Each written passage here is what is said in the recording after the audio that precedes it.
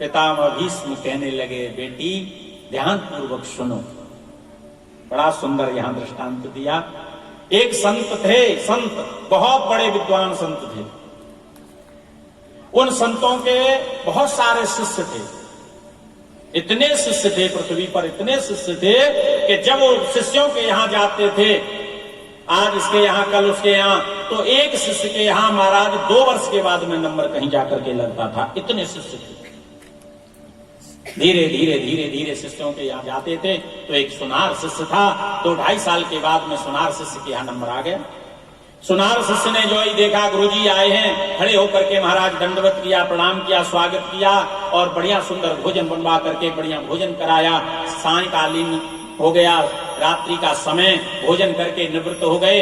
बढ़िया सुंदर सोने के गिलास में दूध लेकर के वो सुनार आया और कहा, गुरुजी ये दूध है और इस दूध को आप पी लेना, थोड़ा गर्म है, अभी रख देते हैं, ठंडा हो जाए तब पी लेना, तब तक मैं आपकी थोड़ी सेवा कर लेता हूं। गिलास आले में रख करके और शिष्य चरण दबाने लग गया। चरण दबा करके सेवा करके निवृत्त हो गया। कहने लगा, गुरुदेव अब टाइम बहुत हो गया है, आप दूध पी करके इस गिलास को यहीं रख देना, मैं सुबह आकर के देखूंगा, क्योंकि मुझे दुकान भी खोलनी है, अब मैं विश्राम करूंगा। बोले ठीक है जाओ। कह करके सुनार शिष्य तो चला गया शयन करने के लिए। गुरुजी खड़े हुए और गिलास उठा करके महाराज लेकर के देखा, दूध ठंडा हो गया, पी लिया। और जो ही महाराज दूध पिया और पी करके सामने जो ही गिलास को किया, एकदम सोने की चमक दिखाई दे गई। विचार किया ये सोने का है पूरा गिलास, और गिलास सोने का महाराज कम से कम 250-300 ग्राम का तो होगा ही, और आज के भाव से बहुत का होता है। गुरुजी ने विचार किया, सोने का गिलास है, क्यों नहीं इसे बेच करके बढ़िया वृंदावन में आश्रम बनाएंगे, जिसमें भक्त लोग आएंगे, खूब रहेंगे। और विचार करके झोली में गिलास डाला और डाल करके वहीं से भागने लगे। भाई चोर को तो भागना पड़ता है, वहीं रहते तो पकड़े जाते।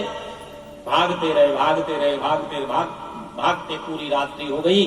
सुबह होने वाला था, नदी का किनारा आ गया। विचार किया अब तो हम बहुत दूर आ गए हैं, अब वो सुनार हमको नहीं पकड़ पाएगा, अब नहीं हो तो थोड़ा बहुत यहीं ध्यान कर लिया जाए। नदी के किनारे अपने झोली जंगों को रख दिया, दिशा मैदान गए, हाथ पैर धो धा कर स्नान करके और आसन बिछा के पूजा के लिए बैठे। झोले में पूजा सामग्री निकालने के लिए जो ये हाथ डाला, सबसे ऊपर गिलास महाराज रखा हुआ था, वही गिलास हाथ में आ गया। हाथ में गिलास आते ही विचार करने लगा, ये मैंने क्या किया। मैंने जीवन में कभी चोरी का स्वप्न में नहीं देखा, मानो चोरी का कभी विचार नहीं किया, और आज मैं सोने की गिलास की चोरी करके आया हूं। भजन करत मुर्दा जरत तिरियारत के अंत, ऐसी मति हरदम रहे तो क्यों न मिले भगवंत।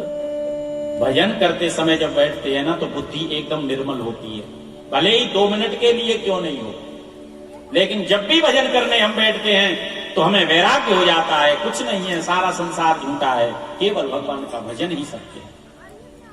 मुर्दा जरत, मुर्दा जब जरता है ना, उस समय वैराग्य होता है पूर्ण। क्या लेके आया था, क्या लेकर के गया, कुछ नहीं, सुख दुख हानि लाभ बुराई भलाई सब यही रहे।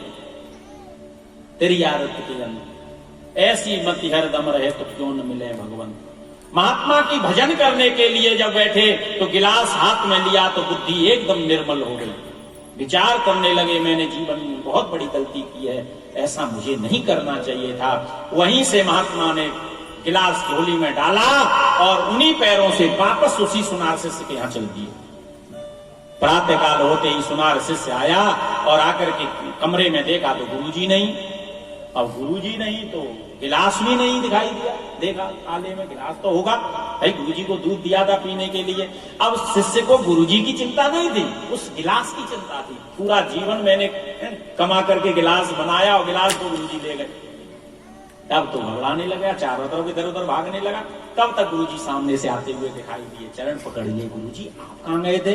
बोले मैं ऐसे ही चला गया था। गुरुजी को गिलास था। गुरुजी हंसने लगे, बोले हाँ तुझे चिंता गुरु की नहीं है, तुझे गिलास की है। निकाल करके दिया, सुनार ने एकदम झपट लिया। गुरुजी गिलास लेकर के तुम कहां चले गए थे? बोले यही तो मैं पूछने आया हूं वापस तुझे? तू ये गिलास कहां से लाया? मैं तो ले ही गया था, लेकिन भगवान की कृपा थी जो मैं आज पूछने तुझे आया हूं कि ये गिलास तू कहां से लाया। शिष्य ने कहा गुरुजी कैसी बात करते हो, कहां से लाया? बोले नहीं, आज मुझे बताना पड़ेगा ये गिलास कहां से लाया तू। सुनार कहने लगा गुरुजी कैसी बात करते हो, मैं सुनार हूं, मुझे लोग सोना ला करके देते हैं आभूषण बनवाने के लिए, तो मैं आभूषण बनाता हूं और उस सोने में से थोड़ी सी चोरी कर लेता हूं, और चोरी करते करते करते मैंने इतना सोना इकट्ठा कर लिया कि उस सोने को मैंने गिलास का रूप दे दिया, गिलास का निर्माण कर दिया। विचार किया सोने का कोरा गिलास है, गुरुजी को दूध देना है तो क्यों नहीं सोने के गिलास में ही दे दें, गुरुजी दूध भी पी लेंगे और सोने के गिलास का उद्घाटन हो जाएगा गुरुजी के द्वारा। महात्मा ने कहा भले आदमी, तूने चोरी के गिलास में मुझे दूध पिलाया तो मेरी बुद्धि चोरी की हो गई। जीवन में मैंने कभी सोचा तक नहीं था और मैं सोने की गिलास की चोरी करके चला गया। तूने मुझे चोरी के गिलास में दूध पिलाया तो मेरी बुद्धि चोरी की हो गई। आज के बाद मैं तुझे कहता हूं सावधान, किसी भले आदमी को इस गिलास में दूध मत पिला देना, नहीं उसकी बुद्धि भी चोरी की हो जाएगी। जैसा खाओगे अन्न वैसा बनेगा मन, जैसा पियोगे पानी वैसी बनेगी वाणी। अन्न कैसा है ये सोच विचार करके शुद्ध अन्न ग्रहण करना चाहिए। आहार शुद्धौ सत्व शुद्धि, और सत्व शुद्धि ध्रुवा स्मृति। गीता में भगवान श्री कृष्ण ने कहा है जिसका आहार शुद्ध होगा उसकी बुद्धि शुद्ध होगी, और बुद्धि शुद्ध होगी तो महाराज विचार भी शुद्ध आवेंगे। आजकल क्या हो रहा है, ये उल्टे सीधे विचार लोगों के आते हैं, मारने काटने के चोरी करने के क्यों आ रहे हैं? क्योंकि उनका आहार ही महाराज खराब हो गया है। यही बात पितामह भीष्म कह रहे हैं, बेटी उस समय दुष्ट दुर्योधन का अन्न खा रहा था, इसलिए मेरी बुद्धि दुष्ट हो गई थी, मैं निर्णय नहीं ले पा रहा था। और तुम कहोगे आज क्या हो गया है, तो अर्जुन के बाणों के द्वारा वो खराब जो रक्त था वो निकल गया, अब मेरी बुद्धि शुद्ध हो गई है, इसलिए मैं उपदेश का अधिकारी हूं। द्रौपदी ने चरण पकड़ लिए, पितामह गलती हो गई। नहीं बेटी, जब शंका हो तो उसी समय समाधान होना चाहिए। तुम्हारी शंका जायज थी, लेकिन क्या करता बेटी, उस समय में दुष्ट दुर्योधन का अन्न खा रहा था, इसलिए हमेशा हमेशा ध्यान रखना चाहिए जो भोजन हम कर रहे हैं वो दूषित नहीं होना चाहिए, चोरी का नहीं होना चाहिए, छल कपट का नहीं होना चाहिए, किसी का हरण किया हुआ नहीं होना चाहिए। एकदम मेहनत का जो भोजन होगा, अन्न होगा, उससे हमारी बुद्धि शुद्ध होगी। हाथ जोड़ करके प्रार्थना करने लगी, पितामह मुझे क्षमा कर देना। पितामह भीष्म कहने लगे बेटी कोई बात नहीं है, तुम्हारी शंका जायज थी, लेकिन अब मैं शुद्ध हो गया हूं, इसलिए मैं उपदेश करने का अधिकारी हो गया।